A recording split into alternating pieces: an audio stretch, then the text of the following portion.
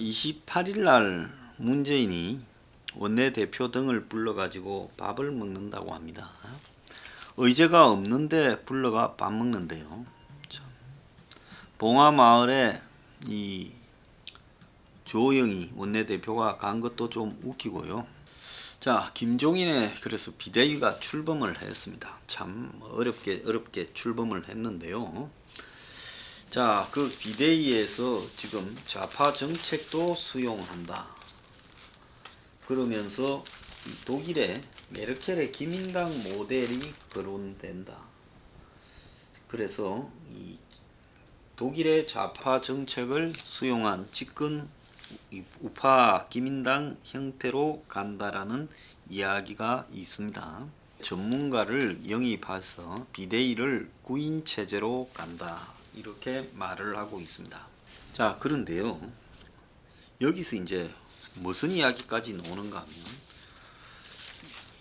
여야가 인격 모독하지 말고 막말하지 말고 신사협정을 맺자. 이게 이제 김영우 그만두고 물러가는 미통당 의원이 이야기를 했는데 지금 이런 이 미통당의 총선 패배 이후에 나오는 쭉 일관된 프레임이 정권의 뒷발 잡지 말고 협조하자. 또 더 나아가서 좌파적 정책을 포용하자. 그게 좌파적 정책을 포용해서는 이길 수가 없는 거예요. 오리지널을 가리지널이 이길 수 있겠습니까? 아니, 좌파가 잘못돼도 잘못된 좌파의 포퓰리즘을 그대로 뺏겨가지고 더 세게 한다고 이길 수 없다라는 것은 문재인이 집집마다 100만 원 하니까 황교안이 집집마다 50만 원 해서 이길 수 없다는 게 보여주지 않았습니까? 문제는 독자적인 정책 수립으로 가야 되는 거죠. 이 자신만의 이 가치가 아닌 미통당 자신들의 가치가 아닌 중도 합리 노선, 중도층에게 구애를 하겠다. 이런 것들을 해서 뭐가 잘 될지 저는 지극히 의문을 가집니다. 자, 그래서 지금 언론들이 이런저런 주문을 하고 있는데 솔직히 말하면 좌파 언론들은 미통당이 문재인과 민주당의 제2 이중대가 되라. 그래서 집권하려고 생각도 하지 말고 적당히 그냥 좌파적 가치를 갖다가 너네들이 수용하고 정권에 협조할 건 협조하는 어용이 되라고 유도하고 있고 보수드 언론들이 지금 미통당에 주문하고 있는 부분들이 이게 제대로 된 주문의 가치인지 저는 의문을 가지고 있습니다.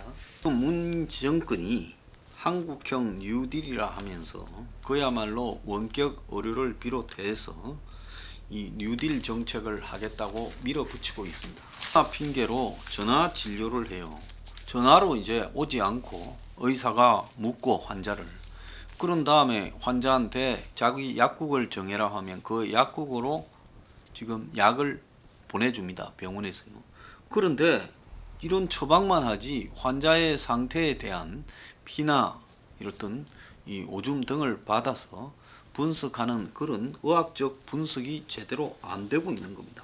근데 지방에서 형식적으로 이제 새벽부터 올라가서 피 뽑고 기다리고 하는 이런 환자들 입장에서는 교통비, 밥값, 시간 등이 걸리는데 그러나 이 지금 오지 마라 하고 의사가 전화해서 해주면서 뭐 약이 불편하지 않느냐, 그러면 뭐 별 문제 없느냐, 그러다가 뭐 알았습니다. 그러면 약을 또 처방해 드리겠습니다. 이렇게 하고 또 어떤 데서는 자 그래서 원격으로 이런 거를 지금 밀어붙이고 있습니다.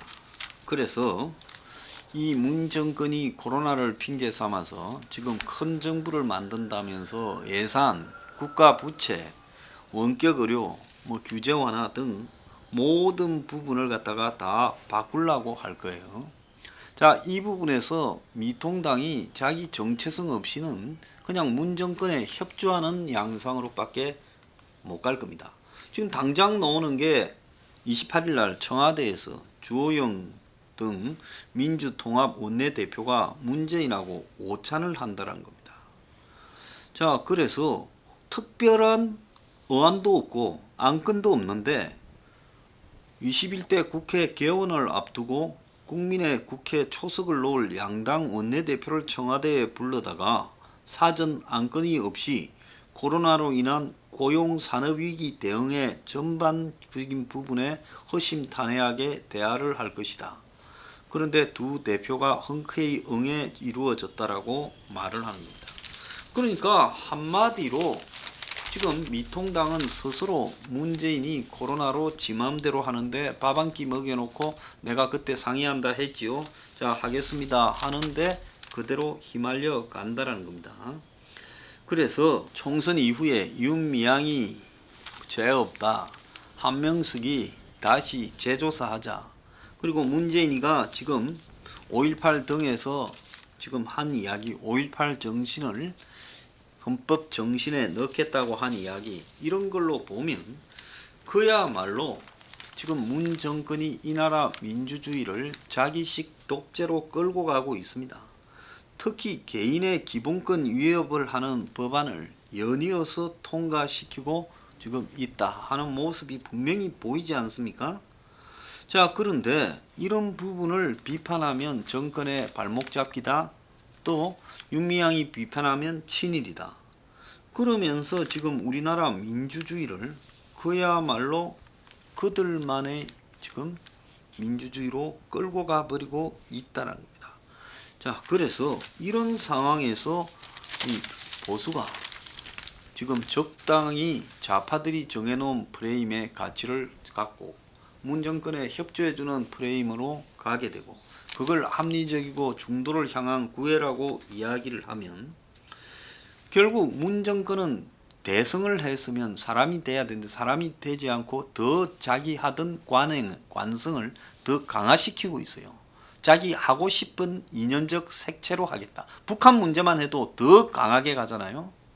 그렇다면 이견을 허락하지 않고 저들끼리 그냥 폐쇄적으로 자기 가치로 가겠다는 이자들을 싸워서 브레이크를 걸고, 그리고 이들을 끌어내리는 것이 보수의 가치가 돼야지, 보수가 지금 패배 원인을 아주 잡다하게 분석하고 더 나아가서 이들에게 이제 협조할 것은 협조하는 그런 모습이 바뀐 보수, 옛날 잘못을 다시는 반복하지 않을 보수처럼 김종인이 절반은 청년, 절반은 전문가, 이 청년이라는 자들 중에 어디 한국에 지금 수십 년간 이어온 사회적, 정치적, 국가적 가치를 이해하는 자들이 있겠습니까?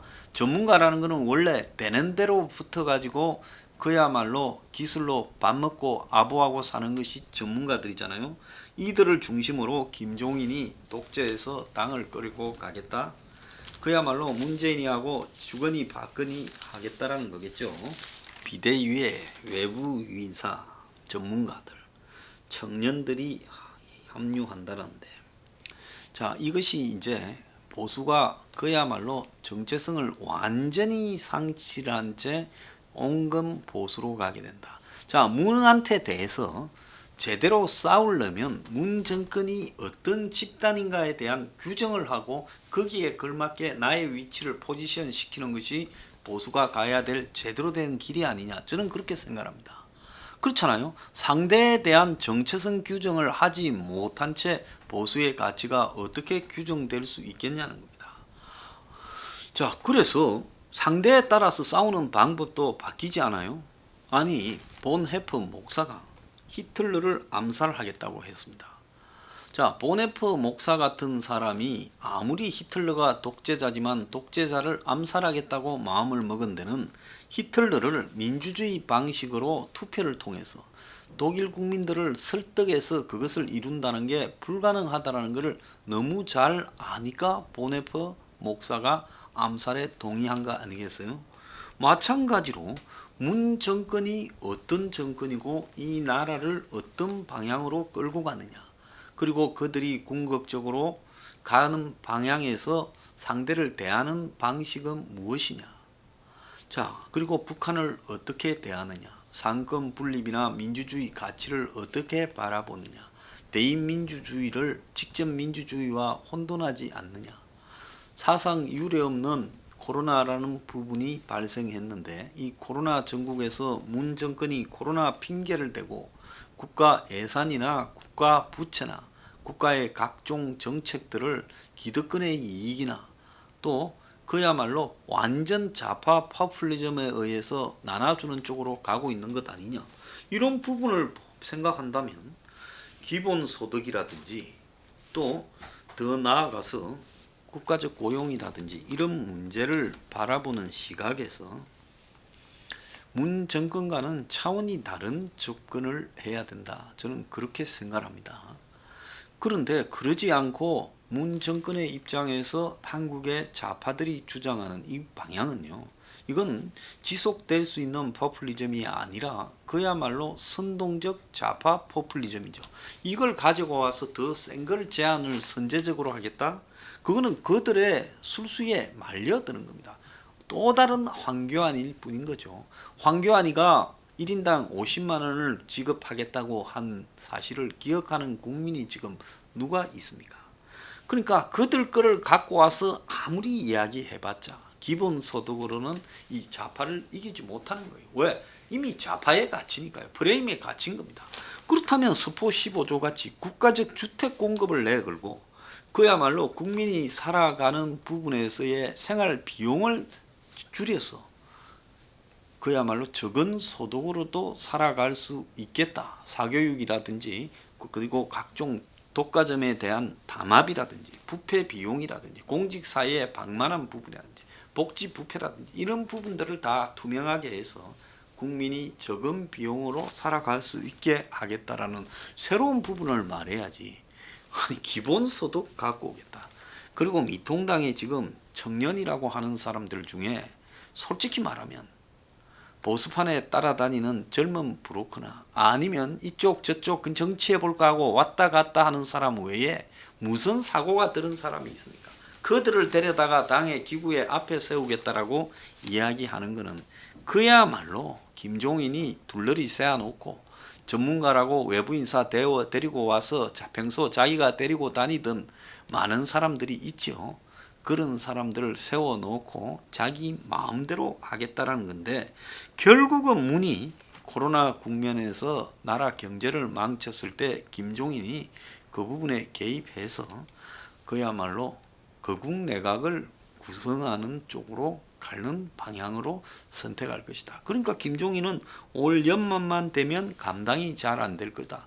그때는 나한테 기회가 온다 보고 내년 3월 재보선까지라고 이야기한 거 아니겠어요? 왜 그렇게 했겠습니까? 생각해보면 답이 나오잖아요.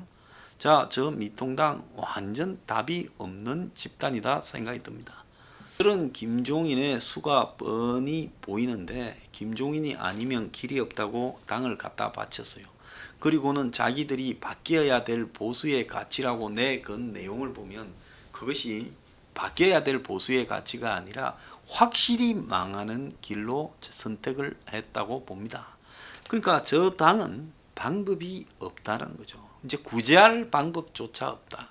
그들은 망해가는 것이 그게 원칙이라고 보고요. 이제 이 보수는 저들이 없다 생각하고 새로운 판을 짜야 된다. 저는 그렇게 생각합니다.